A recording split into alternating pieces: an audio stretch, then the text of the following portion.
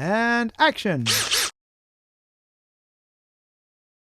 Welcome along to this behind the scenes video. This time we're aboard the Thames sailing barge Cambria. Broadcaster and sailing journalist Tom Cunliffe and I joined the skipper and crew for a couple of days to film a video for Tom's YouTube channel.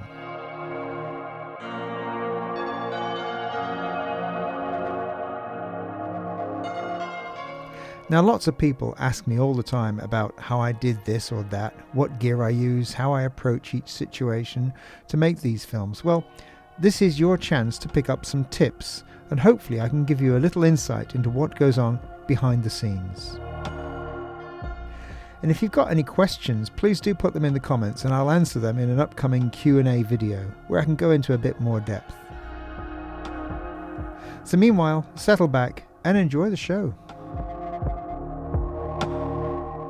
That shot was taken from the sailing barge's tender, which we managed to launch and do a few circuits to get some shots which aren't actually on the boat. This is part of the problem when you're filming aboard a vessel. You need to get some shots from off the boat at some point. Some people do that with drones. Some people get a friend to take some shots from the shore, but it's always useful if you can get off the boat and do a few circuits and see the boat sailing along. Here's Tom anyway. He's explaining in his inimitable style what's going to happen. They're hauling the anchor at the moment. We pulled to windward with very little. Tom's great to work with. He knows exactly what to do, where to stand, how to say things, how to deliver the information that he wants to get across. We've got 3 professional crew who are simply magnificent, and they're showing the rest of us how it works. Here we can see this amazing anchor winch trundling up this massive great big chain.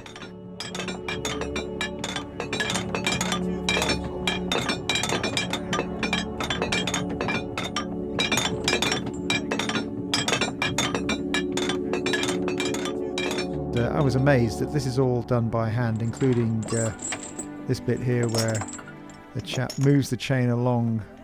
I'm sure there's a name for this wooden bit in the middle, the spindle. I'm sure it's not called a spindle, I'm sure it's called something else, and Tom will be able to tell you what it's called, but it was amazing to watch, and Tom took part. He did a bit of winding on the winch as well at some point. Some of the volunteer crew. So the anchor is hauled up and stowed, and up go the sails, and off we go. Filming aboard boats is always a bit tricky. Basically, the larger the camera, the larger your problems. Simple as that. I filmed this with a Sony XD camera. It's a shoulder mount camera, so it's a big broadcast type camera. And it's great because it's got flexibility. The lens has a huge range, so you can get nice wide angle shots like that, and you can get close-ups like that of Richard. That's Richard Titchener at the helm. I managed to use the camera successfully, even out on the tender, to get these shots. They're not the most stable things. They're okay when they're on your shoulder on this nice stable platform like this on deck, but if you get aboard a tender or a rib to get some shots of the water, it can be a bit bouncy, and I tend to like to use smaller image stabilized cameras for that sort of thing. As you can see, it's a great camera and a great lens because it's a lovely wide-angle shot there, and you get some beautiful colour reproduction. 100 tons of cargo. Here's Tom standing aboard explaining about the crews that they used to have and how they men handle the sail, or women handle the sails. You can see that we've been doing it with half of the... There's a lovely anecdote where he says, you know, in the old days, there'd be just 2 people handling this massive sailing boat, including a little dog running up and down the deck just to complete the picture. Normally a little dog running up and down the deck, you know. Did make me laugh, I have to say. When I'm filming with Tom, it is so difficult sometimes to keep a straight face. because the stuff he comes out with is absolutely gold. The barge draw is only 3 feet. That's quite unbelievable, really, for somebody like me who's used to probably 12 feet or more on a vessel like It's a huge boat, not a deep draft, because they operate on the eastern coast with some shoal drafts situations there, but very large, plenty of displacement on this. And it felt very stable. It was great to film from because you just knew you weren't going to get tipped off or blown over or anything like that. So that's great because when you're filming aboard a boat, that's the biggest problem. They do say, don't they, one hand for you and one hand for the boat. Well, unfortunately, when you're filming, you need 3 hands. One hand for you, one hand for the boat, and one hand for the camera. And that's always a bit of a problem. You have to really look after yourself when you're filming aboard sailing boats that heel over. But this wasn't a problem. And the same thing happened. They had these great big sails that were very, very full. And I used to look at them and think, well, we'll eat the wind out of that with my smart little gaff cutter. Do you know, it didn't happen. They just used to flop, flop, flop away. Even this shot, I think I got from the deck of Cambria. I didn't take the tripod with me. There's no point in taking a tripod on a sailing boat of any kind. You can always find somewhere to jam the camera to get a steady shot in the distance on the end of the lens. Again, the GoPro comes into its own. Some people use cameras like an Insta360. They're really, really good. I could really do with one of those, but I just haven't got around to it. I have got a couple of GoPros and a long 3-meter pole, so you can work wonders with that. The process on here is remarkable. It's literally a 2-man job. So while you're filming on deck, try and keep it steady, like this piece to camera. And Tom's mic'd up using a lav mic, short for lavalier, aussi to par français lavalier, often called a lapel mic. And that's, as many of you would know, a simple mic attached to the shirt, and then the wire is run down the inside of the shirt and into the transmitter, which is either in his pocket or clipped to his belt somewhere. And so for the piece to camera, he's just explaining, and then later I've cut in some shots to cover what he's talking about, and these are called cutaways. Come across in its own sweet time. Then the bowline is let go. There's plenty of them. You can never have too many cutaways. And as a cameraman, camera woman, always get millions and millions of cutaways, because you probably won't use quite a lot of them, but the ones you do use, you will be desperate for. So cutaways.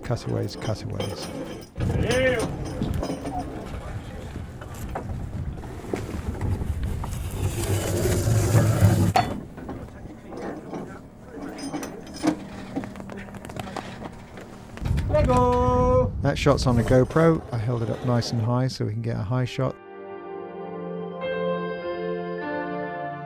Plenty of shots to illustrate what the subject, i.e. Tom, is talking about.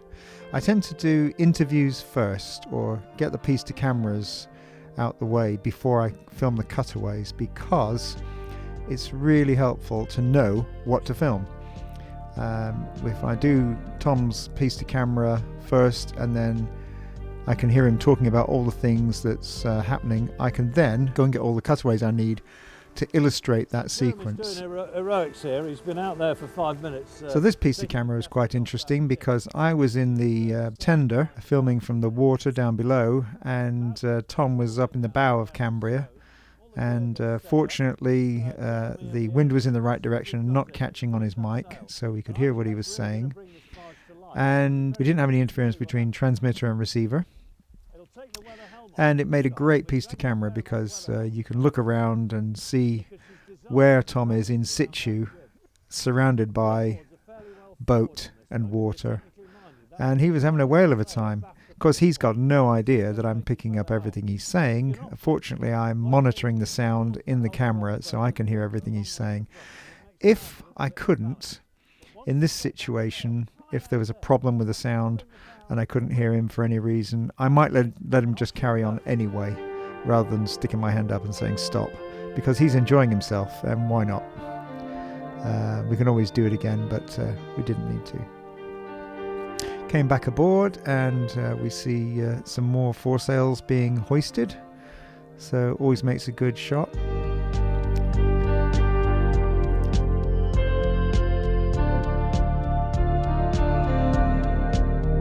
Some of these shots run a smaller mirrorless camera, which gives a steadier shot, especially when looking straight up or at odd angles. These shots match well with the stuff from the big camera, and they can all be tweaked later in the edit.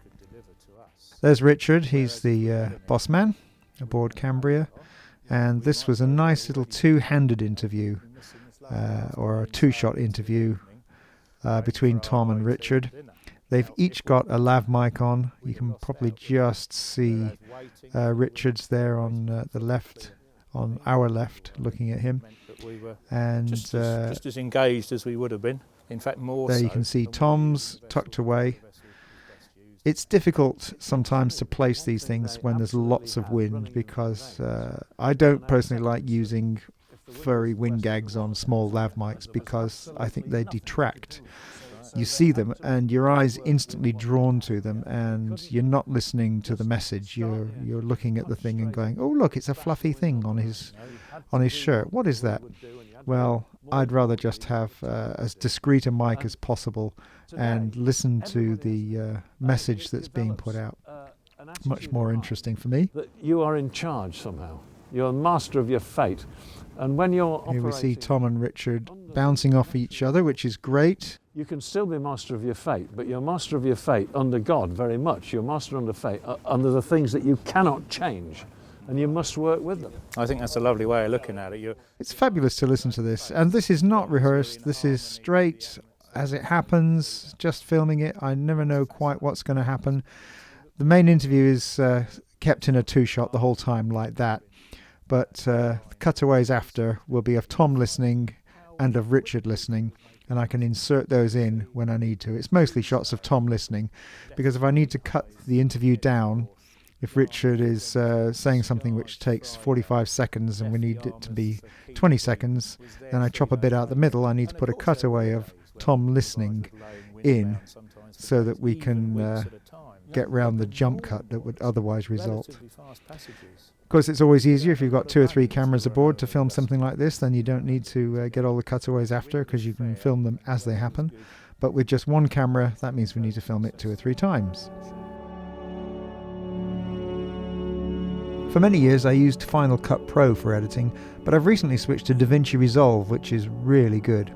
But all the big names like Premiere and Avid as well, they all do the same thing, so it's just what you're comfortable using. So we're just going through a tack at the moment. And now this sequence, this piece to camera, is Tom explaining what happens when the vessel tacks.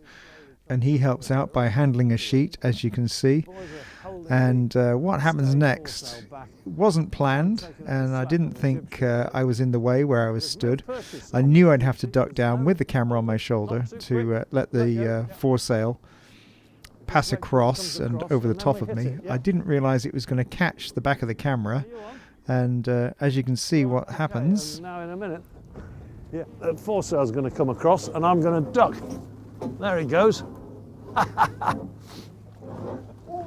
Oop, there we go. Yeah, I wasn't anywhere close to falling in the water. It never gets that close. But everything just becomes a bit unstable. And it just felt so natural to let it happen. There was no need to do it again. And it gives a wry smile. And Tom enjoyed it, so we left it in. Looks quite funny, looks quite good. And it's in keeping with the overall light-natured theme, which is good. Just giving a little wind, and that's it. We're away. There's the glorious stern of Cambria. Bit wobbly, but handheld, big camera. The nice thing about the big camera is it's got a lot of mass to it, so if it's on your shoulder and it's got a nice balance to it, then it's very stable.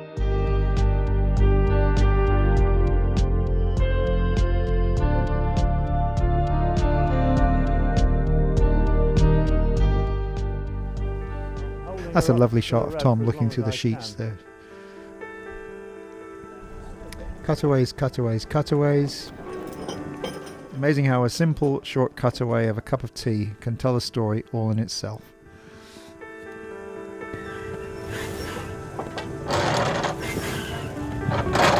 For recording actuality sound like that, I use a Sennheiser MKH416 microphone, which is very directional. It gives great results, especially when used with a windshield or wind gag to stop the wind from making horrendous noises on the mic.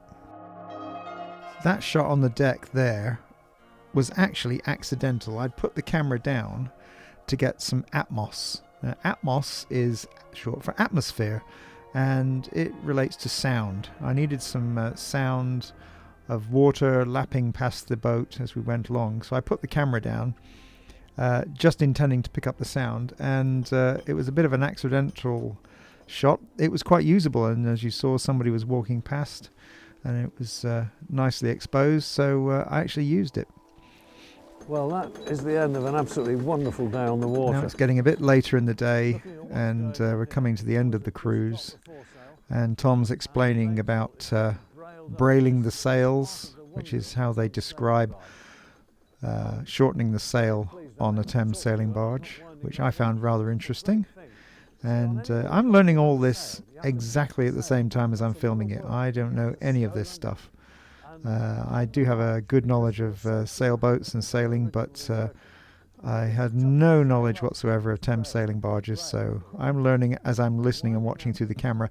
And that makes it easy for me to move the camera around, because as Tom's describing something, I can pan or tilt and get the shot, and it's as interesting for me as a viewer. I'm effectively the first viewer of the footage. So I just pretend I'm sat at home while I'm looking down the viewfinder as if I'm watching telly, and thinking, what would I want to see next? What's he talking about? And I want to see that. And this is quite fun because he actually gets interrupted during his piece to camera. They need him at the foredeck, and so we just let it run. Off he goes down to the foredeck to help out, and I tag along, and we just pick up where we left off.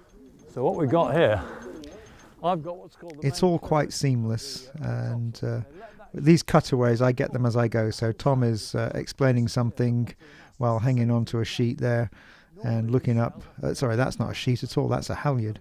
Hanging onto the halyard and looking up and down. And when I get literally 10 seconds while he's not talking, then I'll get a shot up the top of the mast looking at the sail, or a cutaway of some of the other sailors.